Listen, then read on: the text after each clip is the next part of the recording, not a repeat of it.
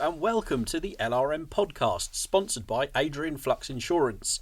I'm Martin Dominy. And I'm Steve Miller. And you join us for an hour of chat about Land Rovers and everything to do with owning them. So, exciting news this week, which we should have spoken about last week. There's a new issue of Land Rover Monthly on sale. Yay! Really, really happy with this one, and hopefully you will be too. The cover star is an absolutely beautiful 50th anniversary Defender, which has been meticulously restored by a very clever man called Philip Tuckey of Southworks 4x4. I won't give away too much of the story, but it was delivered to him as a complete wreck of a thing, really. It had spent most of its life on the Isle of Guernsey, where the sea air had completely destroyed it. And someone had made a rather half-arsed attempt at restoring it themselves, made a total mess of it, and then he got his hands on it, and he's done an absolutely amazing job. So pick up your copy and enjoy the story, because it was really interesting to go chat to him and learn what he's all about. And to give you an idea of the level of dedication he's put into that build, he actually went and bought another 50th anniversary to use as a reference car, so he could make sure it was absolutely perfect. That sounds like the sort of excuse I would use to kind of buy a second vehicle. How do I make sure this one's perfect? I'll go and buy another one. And then what do you do with the other one? I think he's still got it at the moment. Yeah, see, that's how we roll, isn't it? Man maths, isn't it? Yeah. But no, please do grab a copy of that, and I hope you enjoy the story. Like I say, I went up to visit the restorer with Alistair Cusick, our esteemed photographer, who's taken the absolutely amazing cover photo. So, yeah. As front covers go, so this one is particularly good. I'm really, really chuffed with it. Alistair's done a cracking job on the photos. Definitely. And I don't like to blow my own trumpet, but I think it's if you go through LRM, you can see that we really do. All the contributors put a lot of care into what they do and have a lot of pride in it. And I'd like to think that really shows through in the pages of LRM. So please support us, and we'll carry on talking nonsense every week as well, because it all goes in the same pot and it helps us out, doesn't it, Steve? It does. It means we can sit here next week boring you about Land Rovers a bit more. Well, we've actually had quite a busy week, haven't we? We kicked off by going up to, was it Nottingham, wasn't it, to see Tomcat Motorsport? Nottingham area, yes. Yeah. Not far from Belvior Castle. Yes. About 5 miles up the road. Where we went afterwards. But Tomcat Motorsport, really interesting. It's changed ownership recently, hasn't it? Yeah, so they've got a purpose-built workshop now. So their workshop was that you can tell no work has commenced in there yet. It's all very shiny. Yeah, very, very shiny. The freshly painted grey floor and the painted white walls, just perfect. But their intention is to put these vehicles into production. You can go there and spec a vehicle and they'll build it for you. And they've got everything in-house pretty much, haven't they? Yeah, absolutely. They had a nice selection of stuff on display in their new workshop, including an LS converted 110, which was not really what Tomcat are known for, but they had that alongside the more traditional 80-inch trailers and Comp Safari vehicles, didn't they? Those Comp Safari vehicles, they're really cool. But again, so are the 80-inch. I know. It's a case of which sort of off-road motorsport would you be most interested in? Tomcat as a name has obviously been around for decades, and they're sort of known for their Land Rover based, so Land Rover chassis and running gear, but it's all completely bespoke bodywork, dash. It's all very obviously motorsport inspired. That's what they're for. But to get up close and have a proper poke around and underneath and inside and under the bonnet of so many different variants up close was really eye-opening, wasn't it? Yeah, definitely. And I know we mentioned on last week's podcast that we would be filming a lap or two around an off-road course, but we didn't get a chance to do it this time round. We'll have to go there again another time, because we tried to cram too much Land Rover goodness into just one day, didn't we? We did, yeah. We were a bit ambitious with our schedule, weren't we? And the weather was against us, and they had a couple of little hiccups regarding the off-road course, so that got delayed a little bit. Plus, they've got, let's be honest, they have guests there to look at a Tomcat with a view to purchase. Yeah. We weren't there to purchase. I'd rather their customers had the experience than we did. Absolutely. We can go there any time. But so we left there, didn't we? Sort of lunchtime-ish, and headed over to the LRO show at Belvior. Yes, indeed, Belvior Castle. Second year that's been run at that venue. Yes, yeah. I didn't go last year, so this was the first time I've been there. Right, okay. Yeah, I popped along last year. It was scorchingly hot last year. And very damp this year. It was a bit damp this year, wasn't it? But good turnout by all accounts. Saw a lot of familiar faces and chatted to a lot of new faces as well. Yeah, and it was really, what I found really refreshing and nice. You know, we met quite a lot of people who actually listen to this very podcast. Yeah, I was dishing stickers out left, right, and centre. You were indeed, yeah. Yeah. So if you got one, you're in the in crowd. You are. Oh, yeah, exactly. You're in a circle. Please do apply it to your Land Rover and post it on your social media. Tag us in, and we'll reshare the love. Keep the ball rolling. Yeah, that's one thing Instagram's great for, isn't it? So follow us on Land Rover Monthly's Instagram page. Tag us into that, and really, really good stuff. And if you're that bored, you can follow us on our personal pages. I'm Land Rover Martin. And I'm Steve_Miller_Automotive. Yeah, we occasionally update our own stuff when we're not too busy. Yeah, I must admit, I need to. I don't put enough on there. Well, this is it. Keep people entertained. Like I said before, I quite enjoy doing stories more than I do actual posts. I find them a bit more of the moment. Well, I'm not getting into the algorithm of Instagram, but I think they react better, don't they? You get more engagement from people on stories than you do actual posts. Stories and reels. People love the reels. Yeah, reels, sorry. Yeah.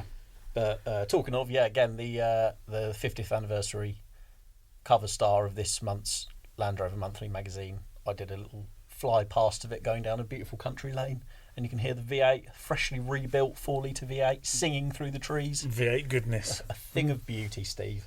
Yeah, no, they are cracking vehicles. Who wouldn't want the 50th anniversary? Well, I'd certainly want that one because it is gorgeous. But Belvior was good despite the weather. We had a good time, good walk around. Oh, exciting update! Oh yes, yes. We do need to. So last week we mentioned this, didn't we? So instead of, because we spoke a bit about Will's discovery and how he might have had a little bit of buyer's remorse, he wasn't sure if he overpaid for it. I then spoke about things that I didn't buy but wished I had, didn't I? Of which one of the items was... Yes, Rover V8 manifolds with studs, freshly which you'd seen studs, at another show. Which I'd seen at Newbury. Failed to buy them. Didn't buy them, stupidly. Kicked yourself ever since. Especially since rechassying my Series 3 when all the studs snapped off one of the manifolds, and I've been putting off drilling them out. And I said, I wish I'd bought those V8 manifolds with the new studs in. Sure enough, there they were at Belvior. Yeah, and they weren't even any more expensive than they were at Newbury. Same price. Had a lovely chat with the guy selling them, Antonio, who I've met before. Top bloke, and only had 30 quid cash on me, which he took. So happy days. Everyone's a winner. Hang on a minute though, right? You still do owe him a tenner. Yeah, I need to find him. He's giving you credit. He has. I'm in debt to him. You are. I'll stump up that tenner or buy him a coffee. I'm sure he'd be happy with that. Yeah. But yeah. Or even 2 coffees at £10. I have to say, one of my favourite elements of any Land Rover show is looking around all the used spares and seeing what gold you can find within the in the piles of stuff.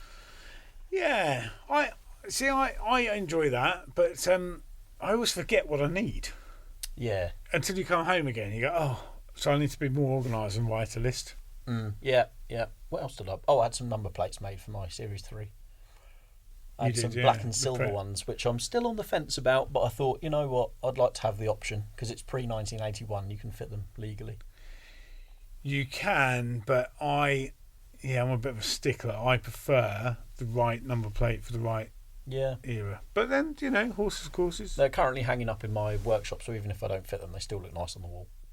And they were cheap enough, weren't they? Yeah, very good value, actually, for number plates. 25 quid for the pair.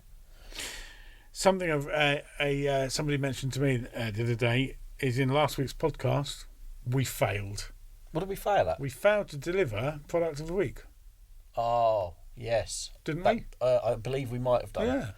Yeah, that is entirely... So we probably need to fix that this month. Should we fix it by having 2? We can make up by... Yeah, we'll have 2, and not only will we have 2, they will be from the very latest issue, so they'll be fresher than previous ones. So Okay. why don't you kick off with a product of the week? So I've got to pick one at random. Product of the week. See, I bought you a bit of time there with a jingle. You did. I'm going to kick off with stealth steering wheel. What's that, like invisible or something, is it? Yeah, steering wheel you can't see. Wicked. So, from our friends at Optimil. So Oh, yes, yeah. OptimilUK.com. Had a lovely chat with them at Beacon. We didn't did we? actually. Yeah. Yeah, lovely people. Love catching up with those guys. We do indeed. So give your Land Rover's helm a stylish makeover with this all-black Momo Prototipo? So you could be Italian, couldn't you? But a name like, even better, yeah.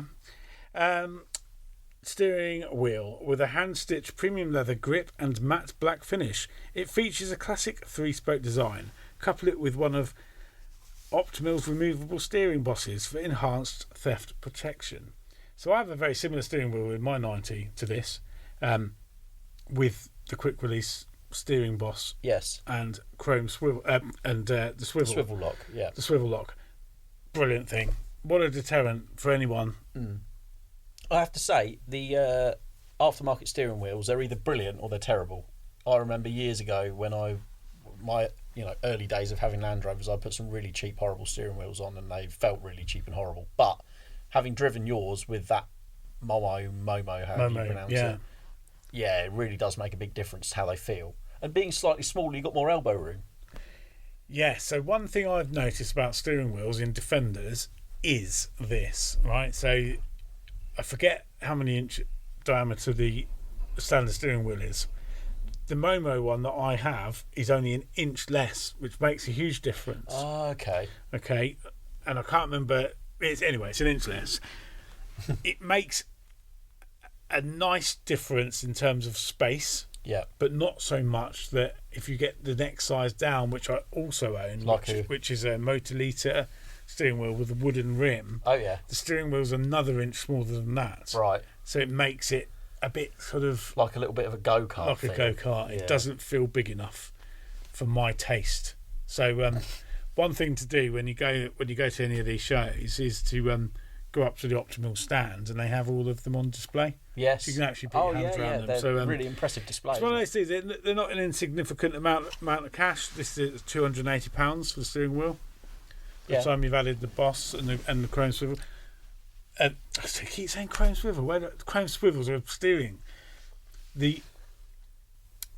What I would say though, with a steering wheel, you spend a lot of money, but it is something you will appreciate every time you drive your Land Rover. It's not like something you can't see or feel. You are using it every single time you drive. It's a very tactile thing, isn't it? Yeah. Talking of every single time you drive, I went somewhere quite interesting earlier on. I've been there a few times actually. Muddy Mods in Nottingham as well, funnily enough. So Freelander. Be spending a lot of time in Nottingham. Yeah, and there must be something about Nottingham. Freelander specialists, lovely people, Warren and Shell. They are now a live tuning reps, dealers. So if you've got Freelander 1 or 2 or an Evoque, they will supply and fit, if you fit a remap, an alive tuning remap. They are alive. Pretty good. Yeah, absolutely. They are alive approved dealers. Let's get yours done. Well, it's funny you say that, Steve. What? Oh, right. It's been done already. I had it done earlier. I thought you'd gone to the dentist. No. Oh, I nipped up there and got a remap. Oh, right. One of those are dentist appointments that just working on your car. Yeah. It was good. It was good. I can't. I'll obviously have to drive it a bit more to report, but initial signs are good. A lot more response on the pedal. Nice increase in torque through the revs. But So how is your turbo? Fine. Good. It doesn't increase the boost pressure. It optimises the fueling. Which is lucky. Yeah, it is lucky because I'd be sweeping the turbo up off the floor. You're going to be that version of that meme, aren't you? Where they say my with the guy with the the minor all covered in soot. Yeah, my turbocharger watching me fit X. Yeah. Oh dear.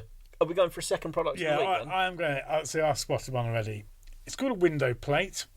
Okay, so it's from our friends at mudstuff.co.uk. Okay. So the rear quarter lights in your series or Defender windows. So the windows in the back beside the back door is what you mean? Yes, those windows. Obviously, they're glass, aren't they, with the seal? Yeah. These window plates replaced glass. And they're 4mm thick black acrylic infill panels, and these could be used to add privacy to the rear, or you can use them to hold sockets for external power supplies without having to drill holes in the bodywork. The plates fit using the standard Defender window rubbers. That's a good idea. £24 each. I tell you when that would be a brilliant idea. If you had an awning, like a 270-degree awning, Exactly you that. could charge your phone in that on the outside of the Land Rover. And that's so true. So any reason like that, or it's power, or if you had a water tank in there, Lights, a kettle. lights, If anything. you had an inverter, the possibilities are endless. And the good thing is, if you don't like them after a while, you take it back out, refit the glass. And you haven't, reversible mod. How much are they? £24 each. Very reasonable. I think so. And one thing to note, right? So this is another. I mean, we probably shouldn't advertise this. It is actually a weak spot for Defender theft. Yeah, it is. Those windows. Unfortunately, that is the case. So I should imagine these may help. Yeah. And as it says in that piece on the new products page, if you're overlanding or going through areas where crime is a problem, it's too fewer windows that people can see through. So Exactly. They've got to be good in that respect as well. So that there is your 2 products this week. Double product of the week, a double helping of product of the week, courtesy of Steve. But in the very latest issue of LRM that is currently on sale, we spoke about with the 50th anniversary, there are no less than 4 full pages full of new products. I So know. grab a copy. And, Where else do you see it? Yeah, well, you don't. Nowhere. That's where. What I love, right, is how many new products there actually are for Land Rovers every month. We never run out, do we? No, this continues to amaze and impress me, is the fact that so many of these brilliant companies are constantly revising, improving and bringing out new ideas for Land Rovers, and it doesn't seem to slow down ever. It's amazing. So we saw on the Optimal stand of the day, I'm not going to give anything away because it's at prototype stage, but a fantastic new product coming out for Defenders, the interior, wasn't it, the other day? Yes. Sorry, I've just clocked what you're on about. Yeah. Very, very Something exciting. that you do touch quite often isn't great on a standard Defender. I tell you who would have liked these had they been available. Go on. The man who was rebuilding that 50th anniversary. Yeah. There's a clue for you. Okay. A bit of bright work that you don't see in every normal Defender. So yeah, the guys at Optimal are obviously kind of developing new products all the time and getting them to production. It takes time. Yeah, you've got to make sure it's right, haven't you, before you start selling it. But yeah, it's just great to see. Absolutely, yeah. No, we saw a lot of nice people, didn't we? We saw our friends from Forby. Neil and Steph. Do you know what they're doing? Because we're recording this on a Friday, so tomorrow. Yeah. A very exciting day. Yeah, it is an exciting day for our friends at 4B. They're getting married. Yes. At the last ever Adventure Overland. Yeah, so the Adventure Overland Show, for those that don't know, is at the race course at Stratford-upon-Avon, the actual horse race course. And we've got a page in the current issue of the magazine, haven't we, about it being the last ever event. In recent times, they've had really bad weather, so they're hoping for sunshine. But as it's their swan song, it's the last ever. Yeah. Lots and lots of trucks will have been there, because by the time you listen to this, it would have been a few days ago. But, massive congratulations to our friends Neil and Steph Enzer, as they will be after the weekend. Hope you had a great time.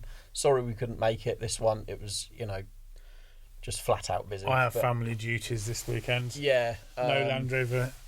Yeah, can't escape and do Land Rover stuff. No Land Rover content unfortunately will be held. But we hope you had a cracking day and a great party, and we look forward to seeing all the photos. Can you imagine the hangovers? Carnage, I bet. Yeah. Anyone that knows Neil from 4B, he loves Honey Jack Daniels. He loves Honey Jack Daniels and he loves playing the banjo. Yeah. What a guy. In that order. Yeah. Although I'm sure Steph would be at the top of that list now. Now that they're married, of course. Wife, no problems. You can always spot the ends of family at shows because Penny, their youngest daughter, rides around on her unicycle. It's a really good one. They're a family of many talents, aren't they? They are, and fantastic products as well. So very good. Products. Check their website out actually if you want any overlandy type products. They do products. Tuning parts for TDIs as well. Yeah, they do the boost once pins. You've fitted all the overland stuff and your engine's feeling a bit sluggish, you can pep it up again with a boost pin and an advanced spacer, and all good stuff, and lovely people to boot. Very helpful. So yeah. Who else did we see at Belvior Castle? Who did we see? I went to see YRM, of course. You can't go to a show without seeing YRM. Had a good chat with them. Because you did something really, really silly, didn't you? Probably. Well, I did. So you ordered a product from them. I did myself out of load that arrived the same day as you were seeing them at the show. You could have just... I didn't think about it, all right? I know, I'm sorry. Talk about your Land Rover, right? So we talk about health and safety a lot, don't we? In the magazine. I knew you were going to bring this up. I've just remembered. What did you do this week? Tell our listeners. I thought I was going to get away with this, right? I'll start by saying we don't preach. We're very hot on health and safety in the magazine, and rightly so. And this was very stupid of me, and I regret doing it. Okay, I was out in my garage one evening last week. I mentioned before the bulkhead foot on my bulkhead when we took it off the old chassis essentially crumbled. I'd already replaced one of them a couple of years ago. The other side was just non-existent. So I got this new bulkhead foot. It turned up, and I thought, right, I'll drill out the spot welds. I'll remove the bits of crispy metal that are left inside the A-pillar of the bulkhead, ready to weld the new one on at the weekend. So drilled all the spot welds, got the old bit out, got a file up inside the A-pillar, knocked all the rust out. I would treat that with rust killer, whatever. Got the new bulkhead foot, and I put it up inside the A-pillar, and it wasn't quite meeting the outer face, you know, where your door hinge screws to. Yeah. It was sitting sort of a couple of millimetres inboard, and I thought, I wonder what I can do. So I thought, right, I'll get a screwdriver and I'll just put it through the door hinge hole and bring it out So I did that, and I was tapping it upwards with a hammer whilst levering it outwards with a screwdriver, whilst staring at it at close proximity, and the screwdriver slipped out and hit me right beside the eye. And if I'd thought about what I was doing, I would have had goggles on. I'd had goggles on rather than to hammer, squints. to chisel the old bit of, like, they were literally next to me. I wasn't thinking I was in a rush, and I was so lucky that the screwdriver hit me right on beside the eye, like on my bony bit of the eye socket, and it bled like nothing on earth. You were probably about 4 or 5 mil away from stabbing you. Very nasty injury, and my wife rightfully gave me an absolute telling off when I went inside. My words were, "Don't freak out, what I've done myself a mischief," and she was all right. You were very, very lucky. So let that be a bit of a lesson. I certainly won't be going near anything without putting goggles on again. No. You've only got 2 eyes. Exactly. You only get 2, and they're very important. So make sure you wear your PPE. We don't say it for no reason, and like I say, I look back on it now and just think how could I be so stupid? I was just in a hurry. But people, when you're just rushing around or you're just at that last second, but it's easily done. But learn from other people's mistakes, and as I say, I was very lucky. But yes, onwards and upwards. Won't make that mistake again. So going back quickly to Will, who had that discovery we were talking about. He got in contact, didn't he? Yes. And he said, I'm worried that I've overpaid for this Discovery 1. It's Constant Green 3-door. And he followed up. He said, thanks very much for talking about it on the podcast. If you've got any questions, by the way, give us an email, editorial@lrm.co.uk. We love reading your messages, and if we can answer any questions you've got, then we will. But he got back in touch and he said, I'm really sorry, I forgot to send you over some photos. And he included some photos. He has. Which we were perusing earlier, weren't we? Yeah, cracking. I can see why he fell in love with the vehicle. I can too. It's very nice. Because it's got everything kind of, if you off-road adventures you'd want. It's got everything, hasn't it? It's ready. Yeah. But he talks about rot, and one of the things that I noticed was the checker plate that was on the bottom third of the doors up the sides, that's pretty much a telltale sign for me that car it's covering over corrosion. Generally speaking, I mean, checker plate historically was designed as a non-slip surface for you to tread on. Plates, it's a tread plate, yeah. So on top of your front bumper on a Defender, wing tops, you could put it on your bonnet if you wanted to reach a roof rack. Yeah, that's good on its bonnet as well. Yeah, but if you put it on a vertical surface, it serves no purpose as a grippy tread plate, does it? Unless you roll onto your side. Well, it does add strength to panels. Yeah, but generally people fit that to over cover things if up. you've got like bubbly paint and electrolysis, like Defender doors go, don't they, at the bottom, and all the paint comes off and they look shabby. That's when people go and buy 20 quid's worth of checker plate and pop rivet it over the top. Yeah, it's not. I'm not a fan of it, but you can see why he loves it. But actually, he's going to be doing some more work to it, isn't he? Yes. I followed him back on Instagram, which is hilariously called Disco One Money Pit, isn't it? Or Discovery One Money Pit. Either way, hilarious name and good on you. So we'll keep up with that on there. All Land Rovers are money pits, aren't they? Yeah, but that's what all my non-Land Rover friends tell me. Yeah, they kind of are. They kind of are, aren't they? But sometimes you want to spend money on it rather than have to. Yes, so everyone assumes that you're fixing it, but you're not. You're adding things. Yeah, adding value, I like to think. Whether it actually does or not, I don't know. You've been talking to your wife too much. You're not adding any value, really. Well, it depends what you do, doesn't it? Galvanised chassis adds value. Yeah. No, that does. I had a bit of a faux pas, actually. There was a guy on Facebook who was after an ex-military chassis that he wanted to modify as a part of a project, and I thought, well, I need mine off the driveway, so I messaged him and he come and got it. There's no chassis numbers on mine. It was replaced in service, so I'm not worried about him cloning the identity. Okay, yeah. Anyway, it wasn't until about 3 days later I realised that I'd left one of the exhaust brackets bolted to the old chassis and he'd taken it away. So now I've got my exhaust suspended by cable ties while I make a new one. That sounds like a legitimate fix to me. Is that a permanent fix, is it? Yeah.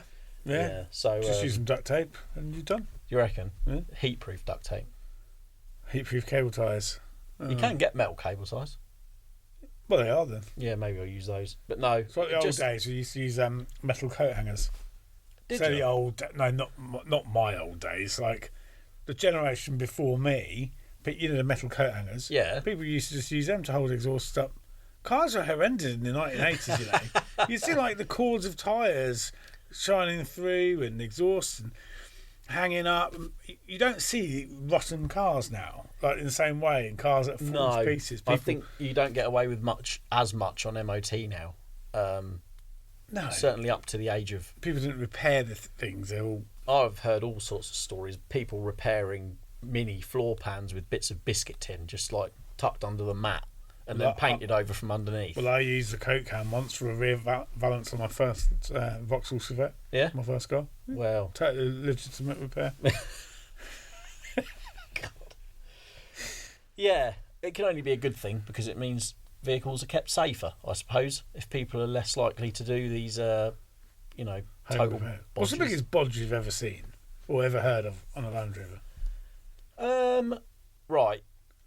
Not so much a repair, more a modification. So we've spoken a little bit about suspension before on the podcast. And this particular, it was a Discovery 1. It was actually on a factory reg, which is an R-back, I believe. Anyway, friend bought it for spares for his Discovery that he used on the road. Didn't pay a lot for it.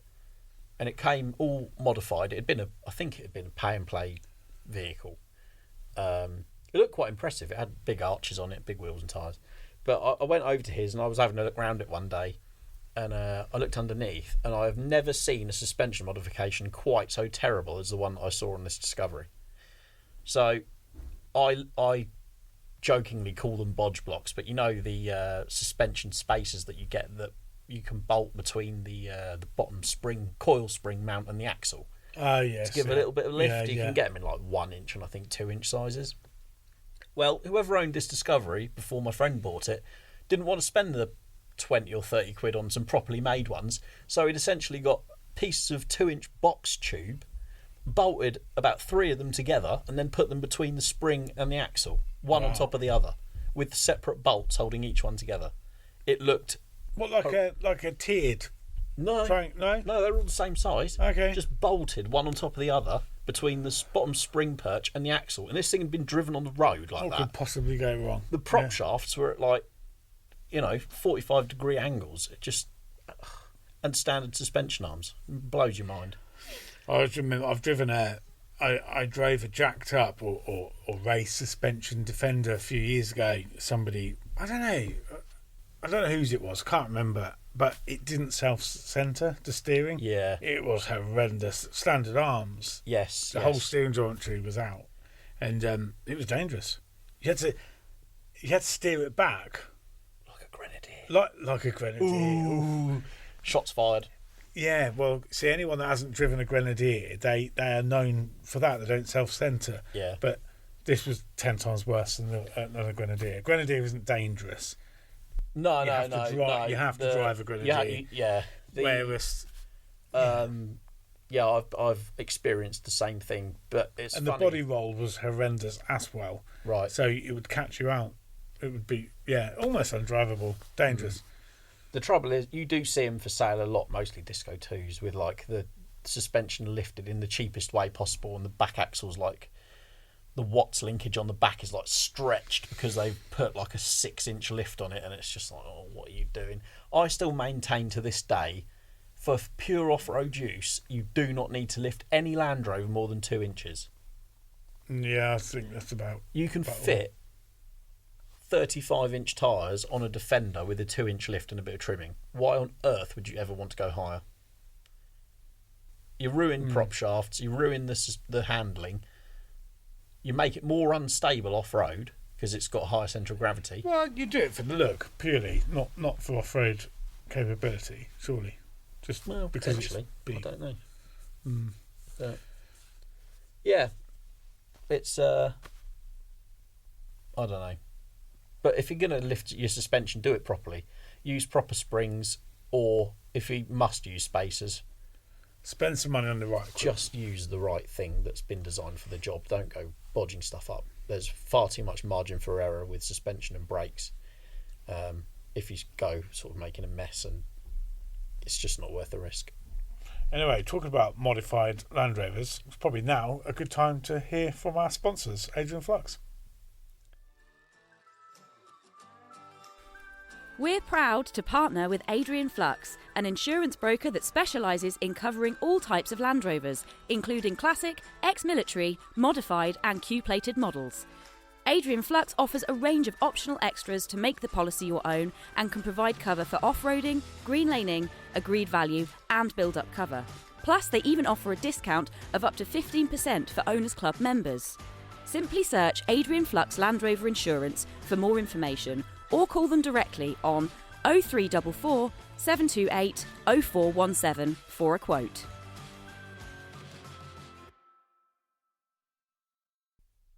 So I was thinking actually the other day, because obviously we've done quite a bit of camping this year, but we've got 3 spares days coming up, and if we're going to camp at them, I was thinking... I'm not camping at our spares days in October, mate. Why not? It's cold. You've got a fully built trailer now, Steve. You've got no excuse. Oh, well, you see, when you're so organised you have to premiere in it. Oh, right. Okay. I thought you were hardcore. Cook breakfast in the morning. Is that right? Yeah. Well, I don't run on fresh air. I talk a lot of hot air. Yeah, you do. Right. Yeah. Okay, so go on. You're out camping. Yeah. All right, not a spares day, clearly, because you're... no, because I'm too like, posh. I'm not... No, me, posh. I suppose you have got to get up early and there's stuff to deal with. But anyway. Yeah, too long hours for me. Yes, I could stay there in the camper trailer. You are 100% right. But you're not going to. But anyway, so it reminded me of... I do have a genuine excuse. Yeah. No, my genuine excuse is our hotels were all booked at the beginning of the year with no knowledge to the fact that my... If you see Steve at Spares Day, just wind him up a little bit. Yeah, for go me on if then, I'm yeah. not there. Yeah. Meals, camping meals. Oh, yeah. You're out, you're in the wilderness, maybe you're at a show, What's the best Wilderness camping or meal? Newbury Spares Day. Yeah, exactly. Kind of the same thing in some Yeah. ways. What's your go-to campfire / gas stove cuisine? You've been out all day, you've been driving, you've set up, you've got your 5-star camping trailer set up, your roof tent's there, you've got the gas on, you've got the water, had a cup of tea, you're starving hungry. What do you eat? Well, firstly, you started it with a cup of tea, and that's wrong. Is it though? You start with a beer, don't you? Oh yeah, that's true actually, yeah. Depends what time it is. It's 5 o'clock somewhere. Well, if it's They after all say lunchtime, that. it's all fair game. Well, isn't no, it? if you're set up, you're You're ready to ready chill to out. go. Okay. It's a really good question because, Historically, we've just done barbecues, haven't we? Yeah. Burgers and sausages, things like that. but you can, But there's lots you can do. yeah. Whenever you walk around, certainly LRM Live this year, I went for a little wander as we do, because we camp right at the back, so we have to walk through all like the campsite. You smell some amazing smells from people's Some people are super Oh. organised. yeah, like proper like home cooked meals on a gas stove or on a fire pit or a fire, and it's just like, I think personally, as well as obviously sausages, burgers, which is what I cooked at LRM Live. Have you got a steak cooked outside on a hot Well, you campfire? see, we had our colleague, didn't we, Alice, cooking Yes. like the finest steak. Because, I mean, yeah, she did, and she had wild mushrooms and all sorts going on. Yeah, she's a bit of a foodie, isn't she, or Alice? Yeah, so we would just take Alice. I actually forgot about that, I must admit. That was at Billing, wasn't it? Not LRM Live. Yeah, that was Billing. Well, yes, it was at Billing, Yeah. but for the breakfast in the morning, you would just think, oh, I'll have a bacon roll. Yeah. No. We had like the finest tomatoes, the finest. She brings all these herbs and spices. See, I don't even think about things like She that. uses this stuff called seasoning. Have you heard of it? Yes, well, seasoning is, but she's like thinks ahead. Yeah. So why, when you're camping, do you have to not cook to the standard you'd perhaps cook at home? I think a You lot just of have to have the forethought to take the stuff with you. Yeah, you're right. It depends how. I mean, in a Land Rover, you've not really got an excuse because you've got the space for stuff. But a lot of the time, by the time you've packed all your camp, like your tent or whatever set up, you've got your chairs, your sleeping bag, all this, that, and the other. The last thing in my mind that I think about packing is like, oh, which of the ingredients am I going to take out of the kitchen cupboards and take with me? That's probably because you and I are not chefs, or No, we're not. you know, if you were at home now, would you be cooking? You either can cook or you can't.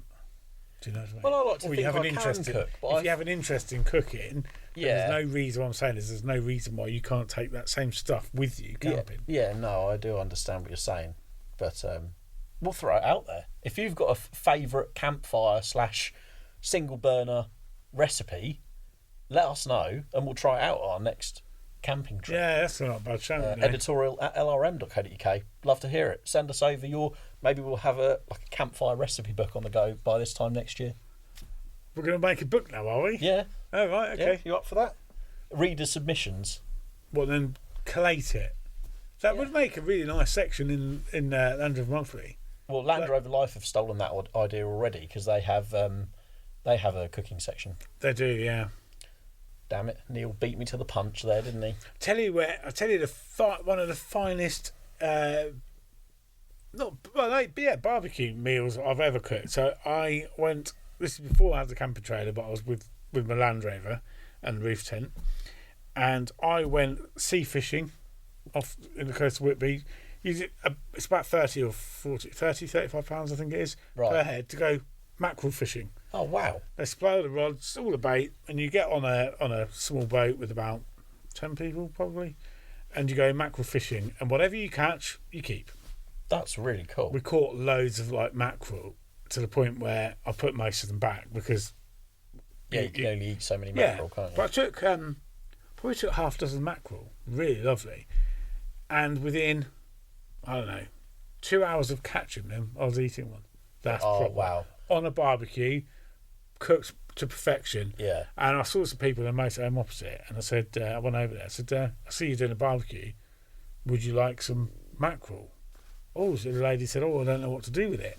So I did all the filleting for her. Oh my word! And took it over there because I didn't want to waste it. Fishmonger Steve. Yeah, and just gave her the mackerel. She was well chuffed. I used to enjoy. My dad used to really like getting trout.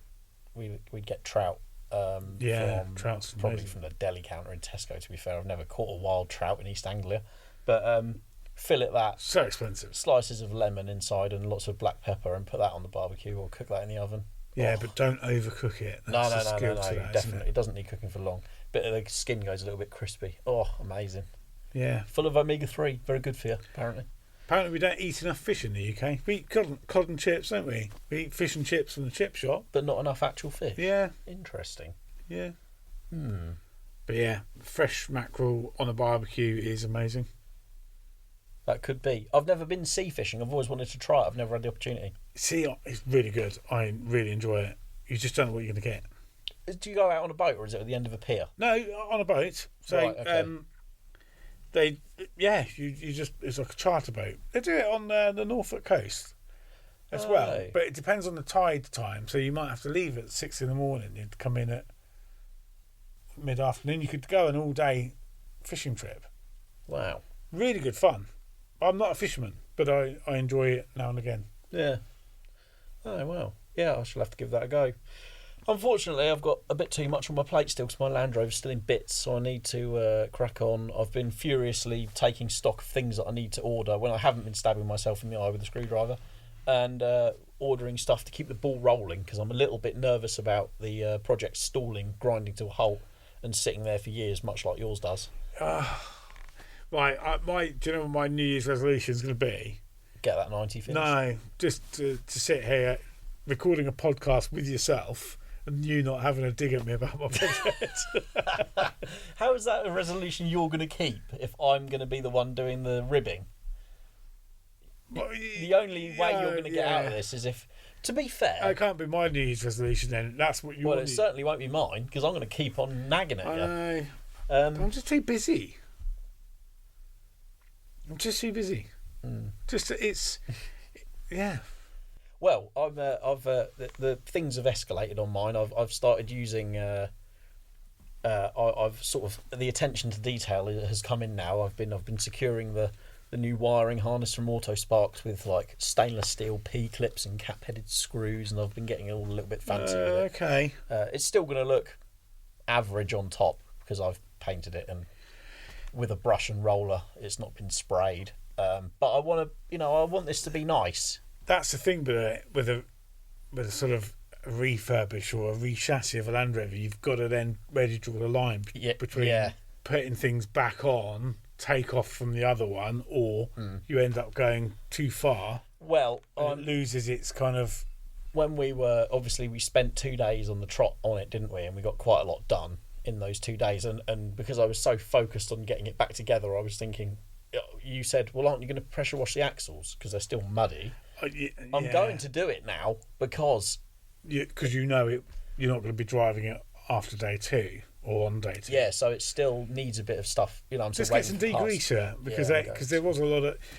You've got to at least clean them, man. Being ex-military, it's got those silly leather gaiters over the swivels as well, which are all like looking a bit manky. So I might take them off. Can you get new ones? You can get new ones. Yeah. I think the swivel balls on mine are a little bit corroded. They are weeping a little bit. They're not leaking heavily, but they all do that, sir. Yeah, they do. But I think the axles will be the next thing I do. I want to put new shoes and drums on the back and new adjusters and just do a nice job of it, Have you ever thought about doing a rear disc conversion?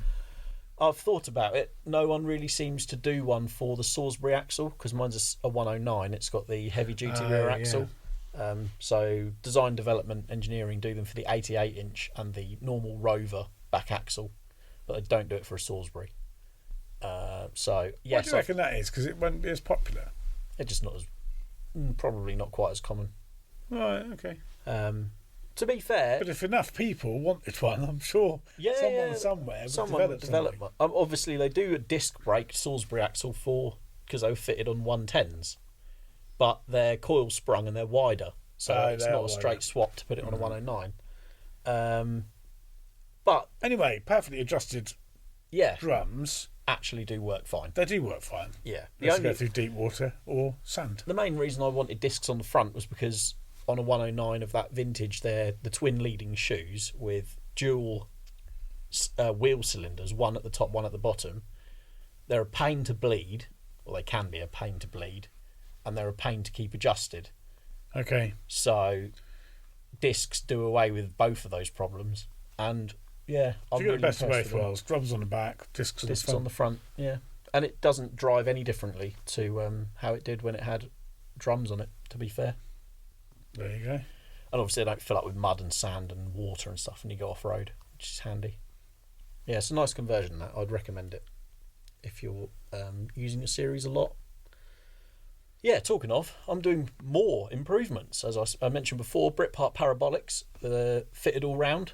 I put the rear dampers on the other day because I got the right ones. Oh, you delivered. finally got round to getting the right one, did you? Yes. Thankfully, they arrived nice and quickly, and I got them in place. So the next thing to do, once the tub is bolted down, is fit the overdrive, because I've got a fairy overdrive going on with a nice new linkage. So that will keep the revs down a little bit more when I'm driving all over the place. Save a bit of fuel. Yeah, not a lot. It's more to save my eardrums than save fuel, I think, because the V8 does get a bit revvy. It's got standard ratio diffs in it, so even though it's got taller tyres, it still revs quite high when you're doing sort of 60, 65, which it will sit at quite comfortably. Yes, that's quite a decent speed really for a series. I've seen a lot of people recently on especially diesel, 2.25 diesel series vehicles, which I What, doing 65? know people are saying it only does 45 flat out. And I find that hard to believe. Yes, they are sluggish, but they will go faster than that. 45 miles an hour. It's slow. 55, 60 must be achievable. It's probably because at 45 miles an hour they think it's going to blow up. Yeah, maybe. Because that would be revving high. The thing about those diesels is, yeah, they don't like revving, but they will rev, and they will sit close to their maximum RPM as long as they've got adequate cooling and good lubrication. There's no reason why they won't keep on trucking. Do you know what I mean? Won't be a pleasant experience, like your ears will be bleeding, but they should cruise at faster than 45 miles an hour. Yeah, definitely. Need to. Yeah, they're finicky things though. Those older diesels with the injection pump, where the distributor would have been, you've got to get the timing spot on. The pump's got to be in good condition, and there's a lot of variables that make them a little bit trickier to keep in fine fettle than the petrols. Norfolk Garage, obviously a very popular part of the magazine. Richard Hall, he's done some really interesting technical columns on 2.25 and 2.5 diesels, and keep them running smoothly, because he sees a lot of like farmers' vehicles, things like that, older Land Rovers, which is what he specialises in. He's got some cracking stories. If maybe you're listening to this and you've never bought Land Rover Monthly magazine before, pick it up just for Norfolk Garage. If everything else is a bonus, it's a great read. I've got another top tip. Go on. For those who didn't know this, but you can actually access Land Rover Monthly's archive copies. Yes, you can. Using Exact. So if you go to Exact Editions, and you can do this via the Land Rover Monthly website. Yeah. So you basically sign up to digital editions through Exact, which is cheaper than print as well. Which is cheaper than print, and you have access to all of the magazines back to 2015.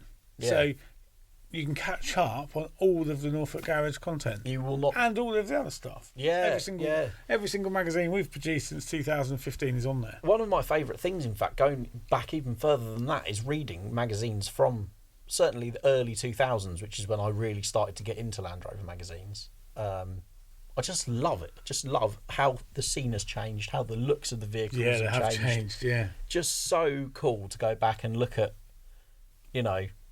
how far things have come. I love all that stuff. It's a real nostalgia trip. What's interesting is when you look at the old magazines, you look in the classified section at the vehicles sale and how much they were. I know. You think, I'd have bought that. I should have bought that. I'd have bought all of them, put them in a barn, and now I can retire. Yeah, exactly. Yeah. But no, I much to my parents' dismay, literally from the age of probably 11 until I could start driving, and then I obviously went off and did other things, but all I would do is read Land Rover magazines. A bit sad like that, really. Yeah. But I remember the first Land Rover magazine I read was in 1990. 1991. Okay. It was Land Rover Owner magazine. Yeah. My mate had it at school. So like lads crowding around a magazine. You know, the teacher thought, hang on a minute, what are these boys looking at? Smut are they looking at? And it was the 1991 version of Land Rover Owner. Look at that 90. Look at the 8-spokes on that. No, I was the same. I used to take LRO into, and of course LRM. Basically, any Land Rover publication I could get my hands on, I would read. Land Rover World, Land Rover Enthusiast, whatever I like the look of. If I could afford it, I'd buy it, and I'd take it to school and read it when I shouldn't. I'd read it at home. Brilliant. Loved it. Absolutely brilliant. Good times. But certainly a vivid memory. I think probably one of the first copies of any Land Rover magazine I bought was when we, as a family, would go and visit my grandparents in Sussex, and on the way back, stop at services for, parents would have coffee and go to the loo or whatever, and my sister and I would buy a magazine each, and I'd always buy Land Rover magazine, and I'd just read it from cover to cover in the back of the car, and then when we got home, just couldn't get me away from it. Loved it. Yeah. So we need to, right? So if you are listening to this and you don't read magazines, or you're young and you don't think magazines are for you, it's a real good way of escaping from the digital world, isn't it? So your phone distracts you, and you might be scrolling Instagram or YouTube. We're as guilty as anyone else. We are. But there's something about a well-crafted magazine on a subject that you're into. Even if you're not into Land Rovers, you might be into something completely different. Magazines are... Land Rover... magazines have just got to carry on. I think they will. Look, vinyl's made a huge comeback now, hasn't it? People are all over that. So hopefully magazines are sort of going to have a resurgence. I'd like that very much, obviously, because... Definitely. As I said before, I know I'm harping on about it and maybe being a bit, not big-headed, but the level of care that all our contributors put into the work in Land Rover Monthly is like second to none. From the emails that come into me to the final finished product, we really do put a lot of effort into it, and I love it when people only has to be like someone maybe sending in classified for the marketplace on our website. Oh, by the way, love the mag on the end of an email. It just makes it all worthwhile. And meeting people at shows and having a chat. Oh, do you remember this feature? And you have a chat. That's really, really good. Well, I've had people come up to me at shows, and the one chap in particular was at the Billing off-road show, and he was talking to me about the problems I had with a Discovery 3 that I owned 7 years ago. Wow. He just knew. And given the number of problems he had with that, it was quite an achievement. He reeled everything off. And every time I said, and then you spent this on it, and then you spent that on it. I was like, yes, all right, my wife is standing next to me. I was rather hoping to pack those memories down as far as I could in my brain and never remember them again. Yeah, so people do actually to take on board what we write. Well, I'm also really pleased to have brought back Readers Rovers. So on top of us babbling on about what we get up to with our Land Rovers, we've got loads of interesting stories coming in from listeners and readers of the mag who send in a few photos and write a little bit about what they've been up to.